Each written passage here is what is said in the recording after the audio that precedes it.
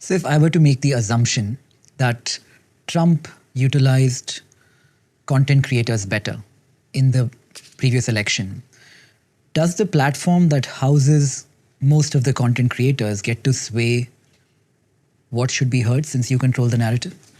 Not the narrative, but who watches which narrative? Yeah, I really don't look at it that way at all. In fact, I really think that it goes back to what I was saying, which is YouTube really is a reflection of what is happening in the world. And precisely, it's actually meant to be a reflection of what's interesting to you in the moment. When you open up the YouTube app, it really should be a reflection of Nikhil's interests of the moment over some period of time.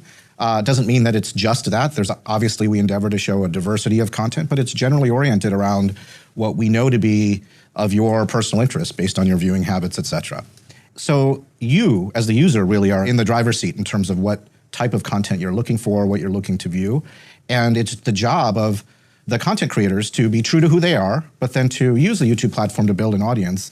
And I say that, you know, YouTube in many ways is the most efficient way of connecting a creator like yourself with their audience wherever they are in the world.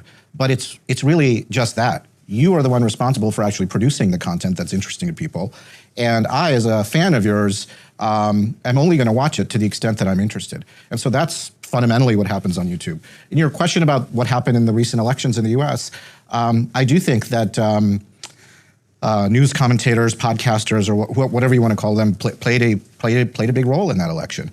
And I do think that candidates that got the word out as a result of engagement in what, you know, in generations past or years past would have been overlooked as an outlet, ended up being successful because those podcasters had large audiences that were interested in what their guests had to say.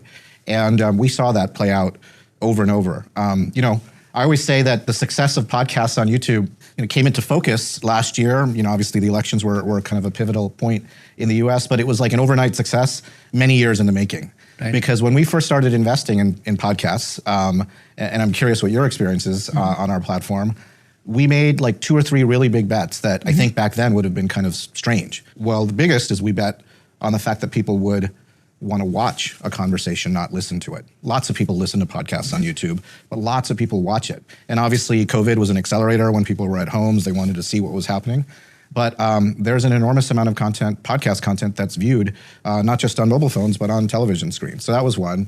The second was really betting on discovery. So discovery around not just podcasts that you're subscribed to, but like discovery around podcasts that you might be genuinely interested in. So that was a really big part of it. So hosting the podcast